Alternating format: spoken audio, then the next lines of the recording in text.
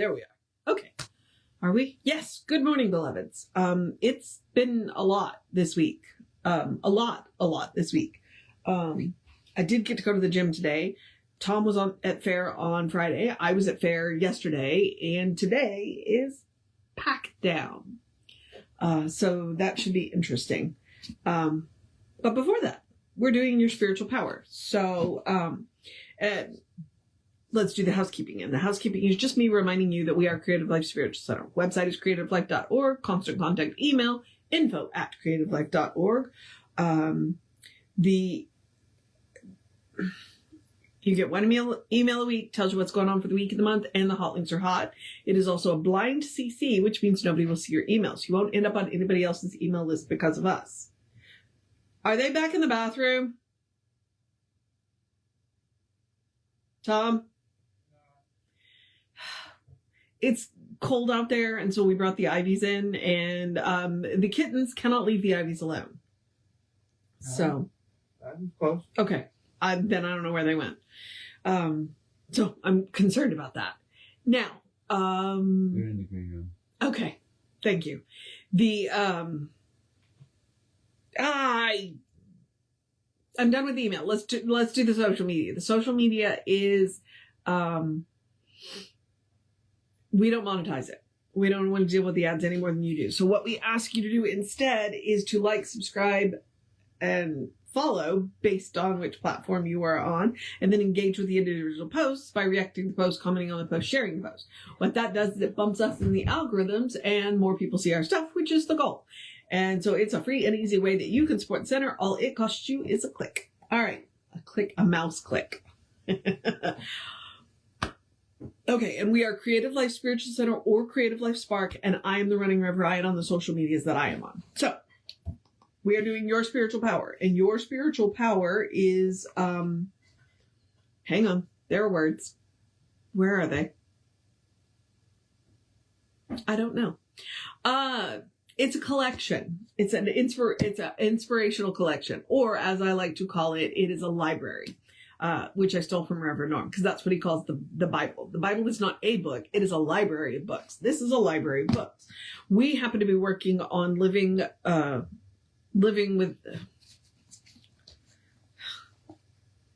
without fear. That's where we are. It's been a long week. And what Living Without Fear is, it's actually a collection of Ernest Holmes' early Science of Mind magazine articles, which is why they're written in a different voice, which is why it sounds like he's talking directly to you. Like he's sitting on the other end of the couch, and you're having a spiritual conversation. We are in part 2, which is growing from fear to freedom. And today we get to talk about the power of right thinking. So let's get that going. All right.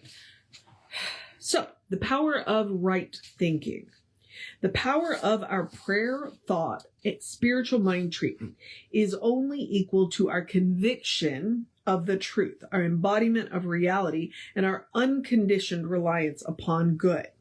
Having accepted the proposition that we are not only immersed in a sea of living and creative intelligence, but that this original cause flows through our own minds into new creations, it naturally follows that we should examine our thought to see what we are really believing in. If the original mind can flow through us only at the level of our acceptance of life, which seems certain, then our acceptance of life automatically decides what's going to happen to us. Clear thinking converts the mind, revitalizes the consciousness, readjusts our valuations, and gives us a new outlook on life. We no longer ask what is the possibility of life, but we seek to determine the nature of our thinking. How much do we think we can achieve? How much abundance can we mentally embody? How much health and happiness can we conceive of? And how great is our faith that our prayer will become our experience? We find that for the most part, we have set severe limitations upon ourselves so that we should So we should readjust our thinking to a more positive, affirmative pattern that accepts a greater portion of the limitless good that life is ever ready to extend to us. Just as there are laws of matter, so there are laws of mind. For what is true on one plane is true on all. This no thinking person can deny. If certain factors in physics produce certain results, then certain mental factors will produce certain results.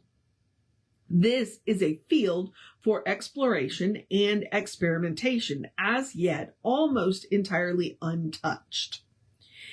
And yet, in the laboratory of mind lies a possibility of research as fascinating as in the laboratory of matter, with undreamed of potentials awaiting discovery. If we mix the concept of good with the concept of evil, the result will fluctuate between the two. Which is why Emma says that my good is unmixed. That's one of the things that she likes to say. My good is not mixed. My good is not mixed with evil. So, right there. If we mix a concept of peace with one of confusion, the result will be both peace and confusion. If our thought fluctuates, our external world will fluctuate also. Suppose we should try this experiment with ourselves, saying, I am now convinced that the ultimate power is goodness. I am equally convinced that anything in my present experience, which is not of the nature of this goodness, is the result of misconception on my own part. Furthermore, I am convinced that through the reversal of my thought and the changing of my concepts, my whole external world can be rebuilt, recreated. From now on, I only affirm the positive and disclaim and repudiate, but not combat the negative. I shall no longer resist evil, but I shall embody only good, which overcomes all unlike it. I have neither enemy nor enmity. I shall entertain neither in my thought. There is nothing working against me. Everything is for me, and all apparent contradictions to this truth shall vanish as the mist before the sun. This mental position This mental position would be an experiment in thought, in mind. We would not go through the life blindfolded. We would not be declaring that evil is good, not merely saying peace when there is no peace, thus hypnotizing ourselves by our own suggestion, which is an error we must be very careful to avoid. But we would be demonstrating an active consciousness of good overcomes evil. This anyone can do who is convinced that the power of right thought is actual and real. We cannot expect to convert our whole consciousness in a moment, nor is it necessary. That's good to know.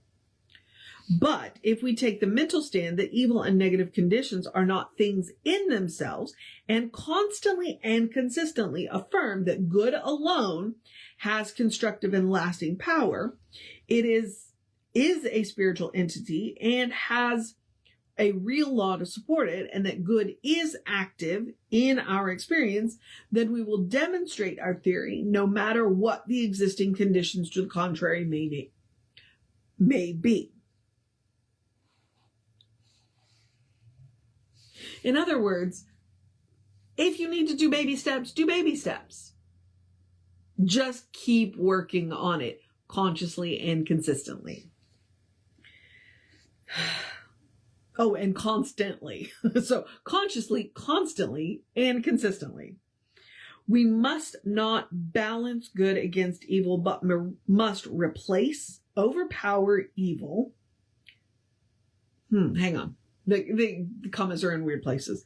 We must not balance good against evil, but must replace, overpower evil by the presence of the greater good, In science of mind, we start with a proposition that pure spirit or absolute intelligence is perfect life and perfect law, that this intelligence flows through us at the level of our comprehension of it, that clear thinking creates within us an embodiment of this good, which embodiment automatically projects itself into form in our experience.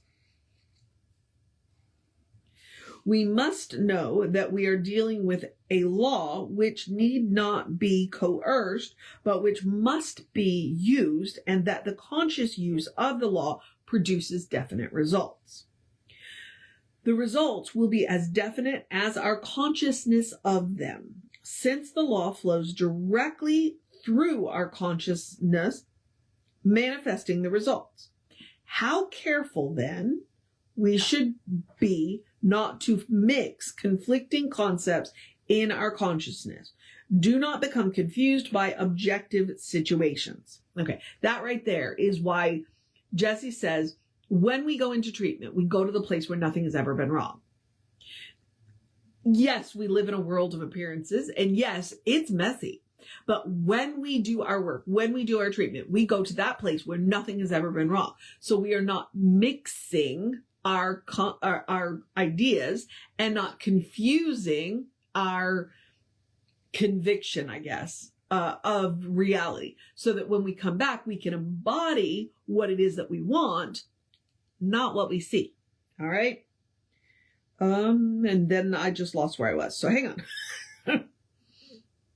Oh yeah. Not to become confused by objective situations. We work in our own mind and then recreate the condition, establish a new mental concept of the condition as it should rightly be, leaving the projection of this new creation entirely in the hands of law.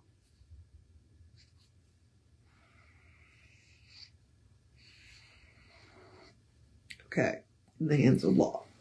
It's like, all we got to do is create the picture and then let the law take care of it. Which therein, let go and let God. Okay. And if we ask, how can anything be brought into being, or what is behind all creation, our lives and experiences included, how can the answer fall short of the proposition that the initial movement of creation starts in pure and positive intelligence, unconditioned by any external life, the external fact? This pure and original cause, this absolute intelligence, which is the initial starting point of all creation, must be as present in its entirety now as it ever was or ever can be. It must start as fresh through our minds as it did on that supposed dim and distant past when the primordial word spoke itself into being. Creation is not a finished product, but an eternal emanation. All life is an effect, a way, an outward manifestation of interior causes, silently working within themselves and shaping things at last to fit the divine mandate.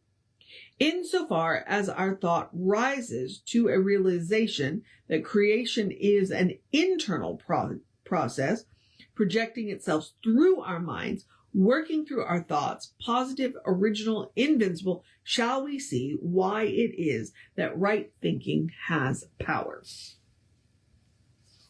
Well, that was a short one. And that also finished that section. So tomorrow we will start with the practical use of science of mind. Alrighty then.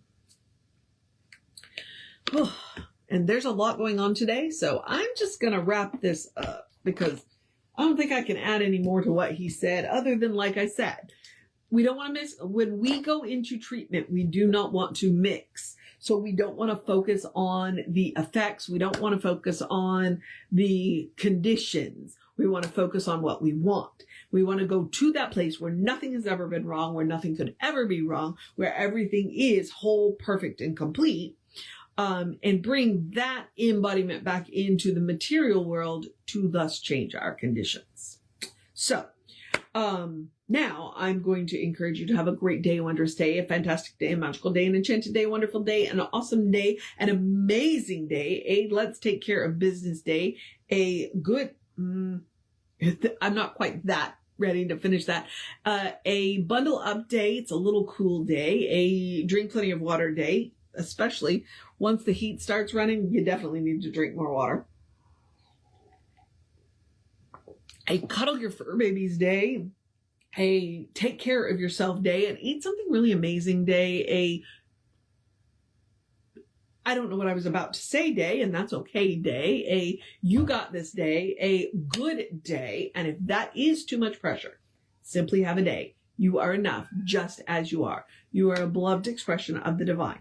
You are a brilliant light, a divine spark, spirit in motion, God in action, a beautiful masterpiece, and a work in progress at the same time at your own pace. My favorite part of that statement.